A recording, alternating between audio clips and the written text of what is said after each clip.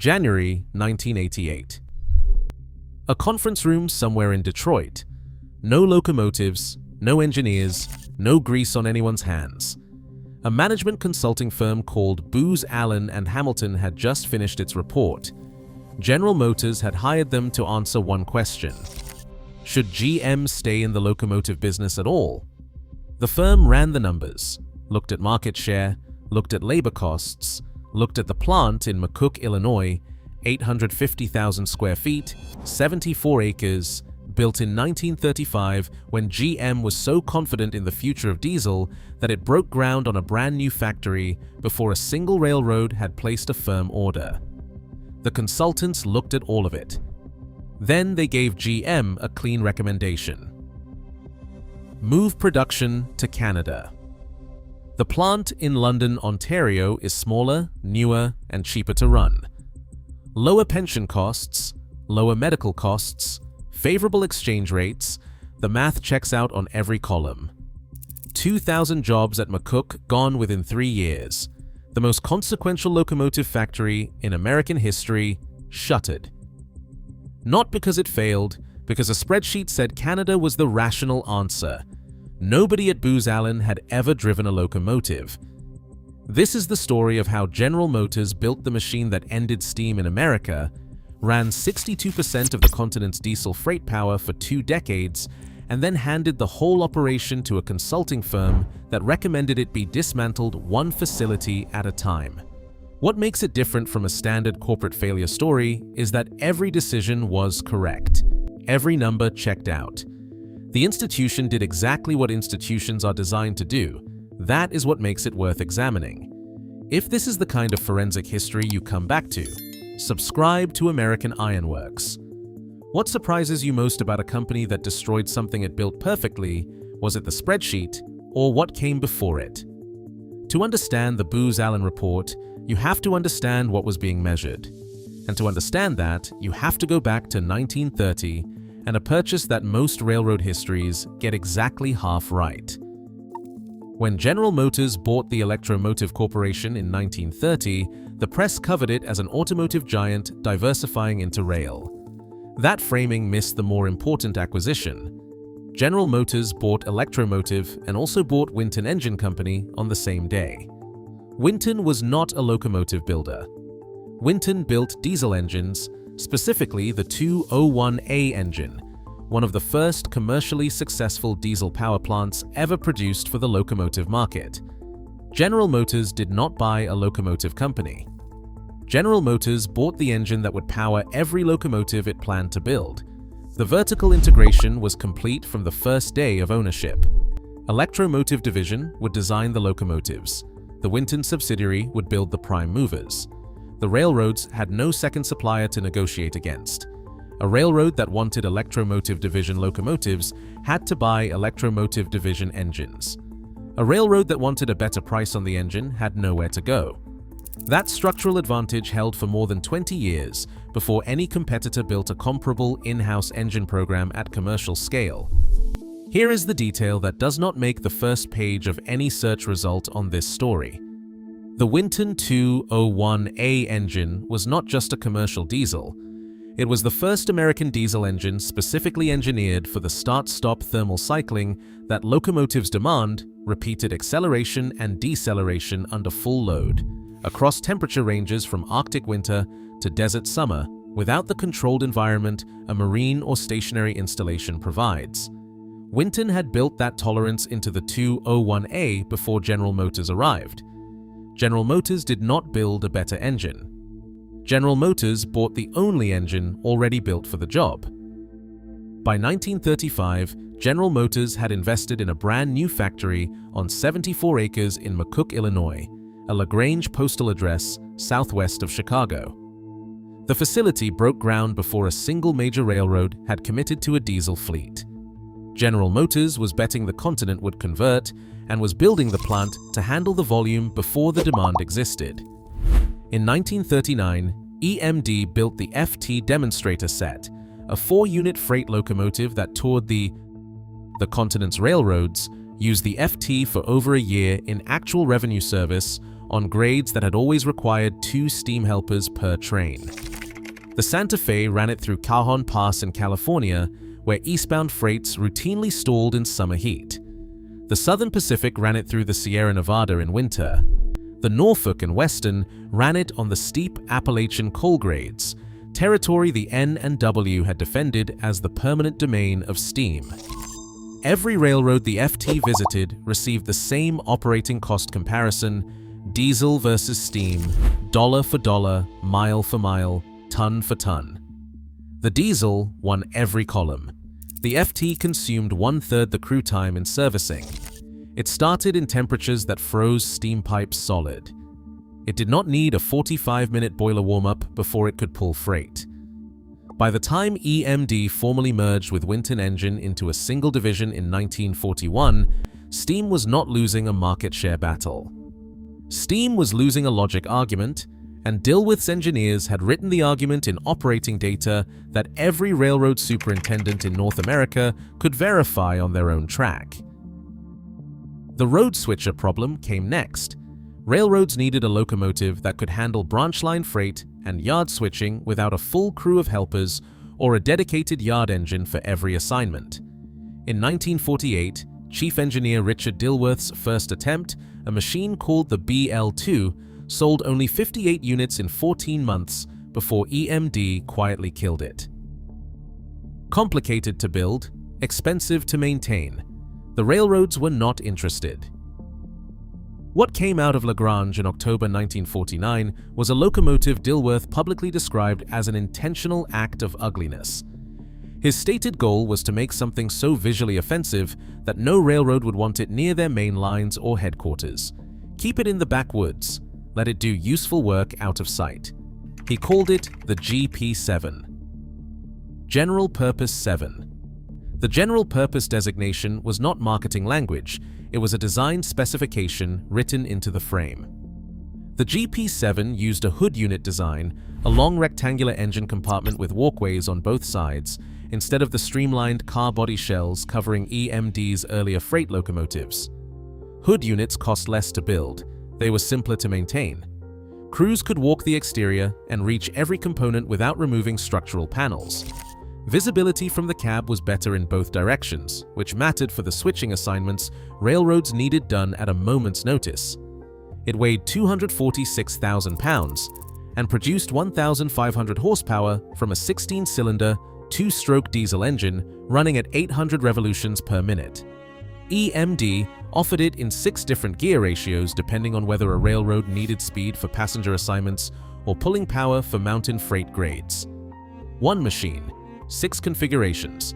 A single builder's plate that covered nearly every assignment a North American railroad could generate in a working day. Dilworth was wrong about one thing. The railroads did not hide it in the backwoods.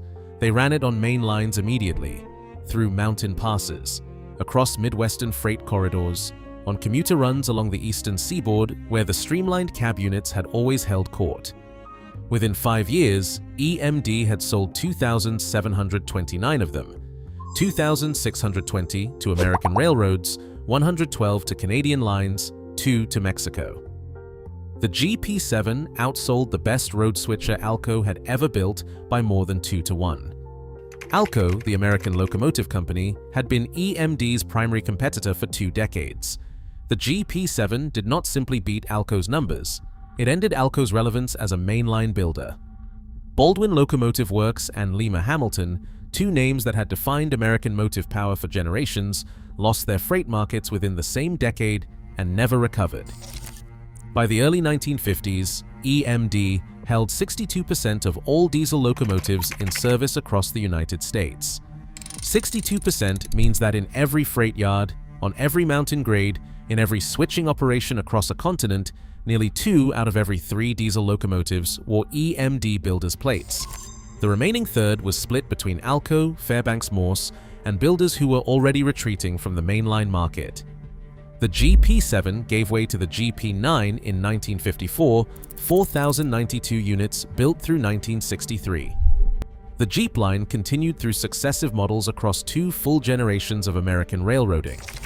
By 1969, An aerial photograph of the McCook plant showed a facility producing more than 50% of all diesel locomotives in use in the United States.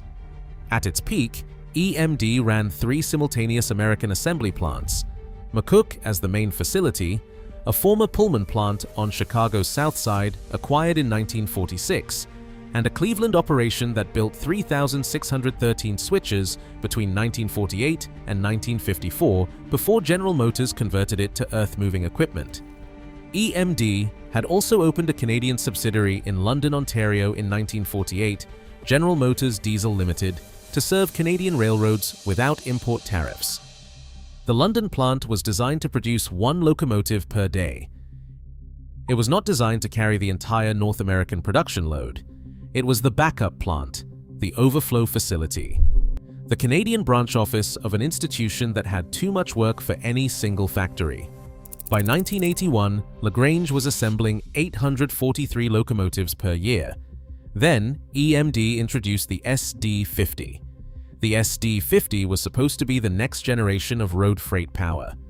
It pushed EMD's existing 645 series engine from 3,000 horsepower at 900 RPM to 3,500 horsepower at 950 RPM, 50 extra revolutions per minute. The crankshafts did not agree. The SD50 arrived with documented reliability failures, brake problems, jammed pistons, electrical malfunctions, headlights failing in service, coolant overheating without warning, transition problems throughout normal operation. Railroads that had ordered the SD50 on the strength of 2 decades of EMD reliability found themselves managing a locomotive their own engineers described as requiring active monitoring just to complete a standard assignment.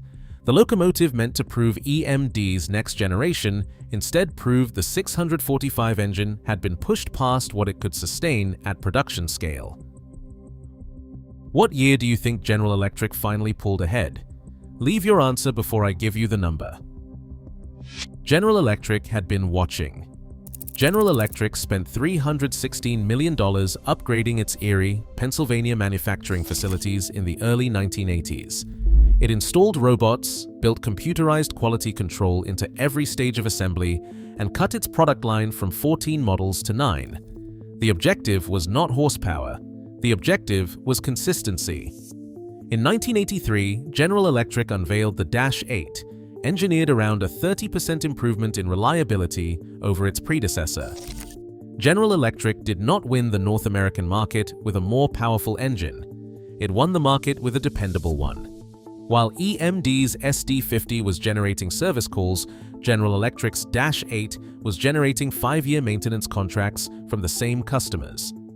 By the early 1980s, General Electric had drawn even with EMD in annual North American locomotive sales. By 1987, General Electric held the #1 production position and has not relinquished it since. Between 1981 and 2002, General Electric averaged 622 units per year. EMD averaged 338.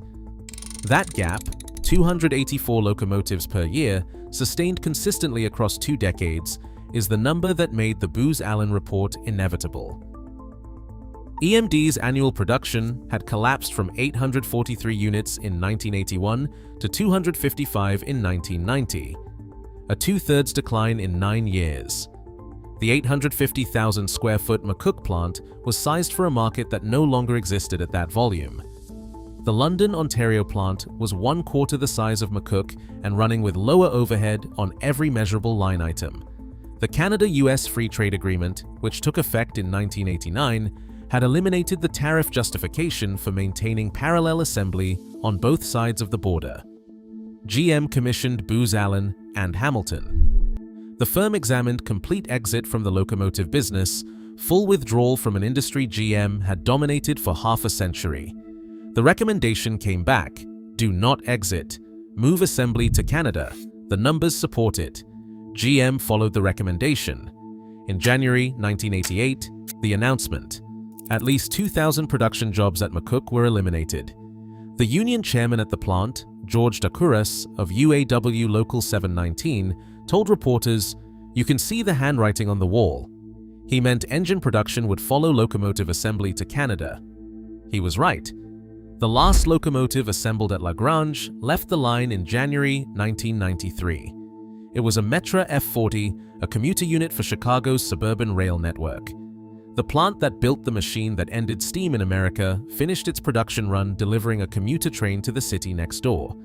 Not a Union Pacific coal train crossing the Rockies. A suburban commuter unit for 9 to 5 passengers. The detail has a specific weight. What happened after 1993 completed the arc Dakuras had predicted. In 1999, Union Pacific placed the largest locomotive order in railroad history, 1,000 new units. Every one was assembled in London, Ontario. LaGrange did not participate. On January 12, 2005, General Motors announced agreement to sell Electro-Motive division to Greenbrier Equity Group and Berkshire Partners. Terms were not disclosed. The SEC filing stated General Motors expected no material net charges. 75 years of ownership, 58,000 locomotives delivered to 73 countries, ended in a transaction whose price was never made public and whose rationale fit in 4 lines of regulatory boilerplate. The new company was renamed Electro-Motive Diesel, Inc. It was sold again in 2010 to Progress Rail, a Caterpillar subsidiary. In 2012, Caterpillar closed London, Ontario after a labor dispute. Production moved to Muncie, Indiana. In 2018, diesel engine assembly ended at McCook. The last remnant of the original LaGrange complex went quiet. The Booz Allen report said, "Do not exit." Canada was the answer. The numbers were correct. General Motors moved to Canada. It was sold to private equity. Private equity sold to Caterpillar. Caterpillar closed Canada.